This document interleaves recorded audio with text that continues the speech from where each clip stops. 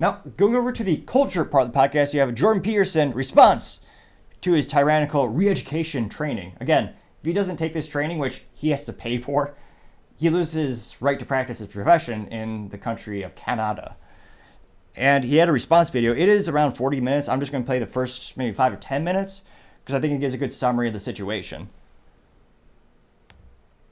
Despite my proclivity to feel guilt, which is quite substantive, and despite my temperamental unwillingness to engage in conflict, not only do I not see what I did wrong, I think what I've done on the public communication front is my responsibility as a clinician to tell the truth about what I see, so we'll make it public. Got some fancy music. And this video within 2 days has 1.6 million views and 119,000 likes. I didn't realize how popular it was on YouTube. He has 7.39 million subscribers, which is astronomically successful. Also, a friendly reminder to click that subscribe button. Trying to get to 3,000 by the end of August. Greatly appreciate it. Also, if you know any software, I'm experimenting with a couple. If you know any that allow really intuitive, really simple use in terms of having a picture-in-picture while recording in real time, I appreciate your suggestions in the comment section as well. I've been looking at a couple of them, but I've tested them out, but I haven't found one that really works properly. How you doing? I'm not doing too bad. How are you? Good, actually. All things considered, I'm in Milwaukee, looking forward to the presidential debate tonight. That's fun. I'm perplexed, I would say, about the situation in Canada. I've been thinking about it this morning.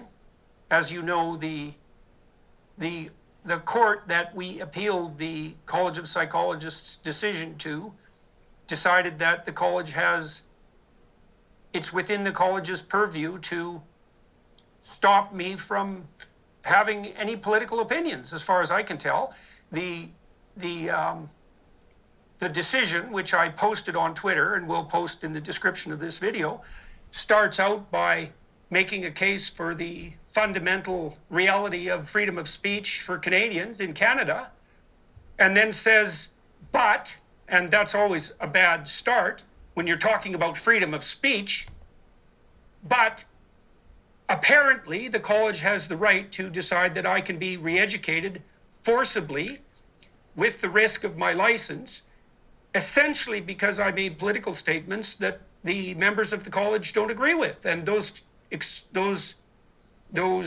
opinions involve 2 criticisms of Justin Trudeau, 1 criticism of his chief of staff, 1 criticism of an Ottawa city councillor, and then my objection on Joe Rogan to the climate apocalyptic fear-mongering that idiot tyrants are foisting on the general population.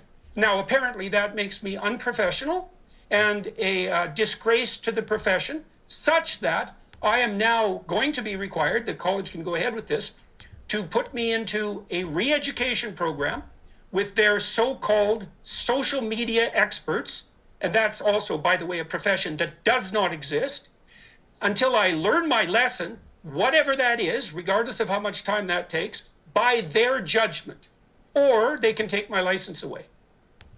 Sounds fair. Think the way we think, or you can't work.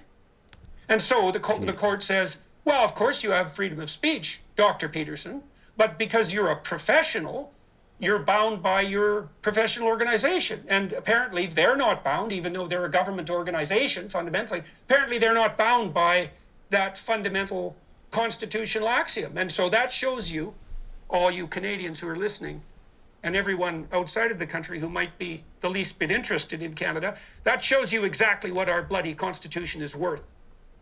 Nothing. You also don't have the right to bear arms in Canada. They disarm their civilians. Another sure sign of tyranny as well. And if Canadians are so daft that they don't think that that's a problem, well, they're going to figure it out over the next 15 years, because there's absolutely no excuse for this. So that's what I'm thinking. Now, there's part of me that's thinking, well, look, Peterson, the College of Psychologists is after you. You've taken it to court. Now the judges have decided that you're wrong. Maybe you're wrong. And I think, well, I expressed political sentiment, and I'm actually informed. And so, for the life of me, I can't see how I'm wrong. I think I have a responsibility to say what I think, and I think many people agree with that, and I think the fundamental consequence of that around the world has been massively beneficial to people. So I think, number one, what the hell? And number two, bring it on and see what happens. Because I will make absolutely every bit of this public in a way that the college and the courts can hardly even imagine. That will be great. I want to know exactly what kind of indoctrination they have from those courses where they re-educate you on what you're allowed to tweet. That bringing the light to those dark shadows would be a great thing for transparency. Because right now, who knows what the courses say? I can only imagine how coercive they are, where they actually bludgeon you to think how the way they think. So away we go. So that's how I'm doing. That's how you're doing. Okay, but good. Yeah, but good. You know, I mean, I didn't look. The court decision was worse than I thought it would be. I was already pessimistic. I figured the court would take the coward's way out and basically upbraid the college for procedural inadequacy. Because one of the things the college did, which is just beyond comprehension as far as I'm concerned, is pursue these complaints that were put forward by people distributed all over the world, who then claimed in writing falsely to be my clients, when in fact they were never my clients. And not only were they not my clients, they had nothing to do with anyone who was ever a client of mine.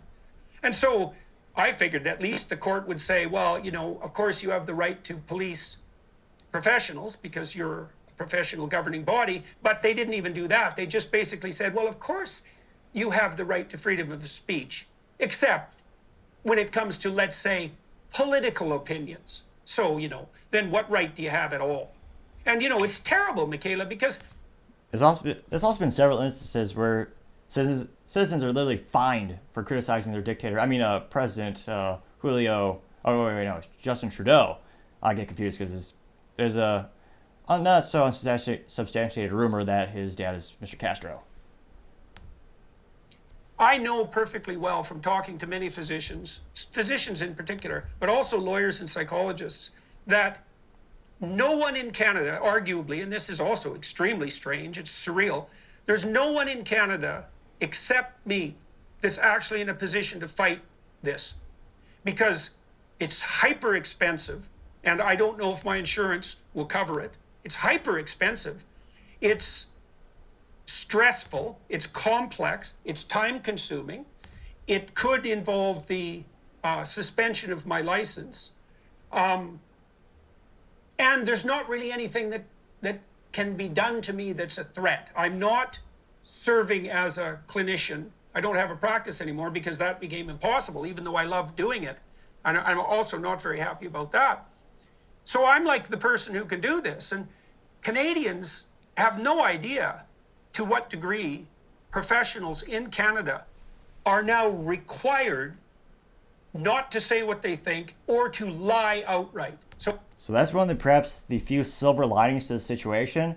It's going to really magnify and let a lot of people know how little freedom of speech you have in Canada.